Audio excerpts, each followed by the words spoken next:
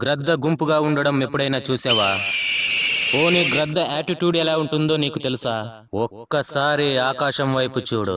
ఒంటరిగా విస్తరించి ఉన్న రెక్కలతో విహరిస్తూ ఉంటుంది. కాలక్షేపానికి కాదు, లక్ష్య సాధన కోసం. చిన్న చప్పుడు చేసిన తుర్రుమని ఎగిరిపోయే పక్షుల గుంపు నువ్వు విసిరే గింజల కోసం మళ్ళీ గుంపుగానే వచ్చి వాలుతుంది. గ్రద్దకు మెతుకులు పట్టావు. ఎదురొచ్చే తుఫాన్ని సైతం అవకాశంగా మార్చుకొని ఆకాశం మంచుల దాకా ఎగురుతుంది. లక్ష్యాన్ని పసిగట్టి వేటాడుతుంది. ఒక్కసారి లక్ష్యం లాక్ అయితే ఫినిష్. వెనక్కి తిరిగి చూడదు. నీ యాటిట్యూడ్ కూడా అలాగే ఉండాలి. అందరికీ నచ్చాలని కాదు, నీ స్థాయి తగ్గకుండా ఉండాలని. నిన్ను అర్థం చేసుకొని వాళ్లకు నీ వివరణ అవసరం లేదు.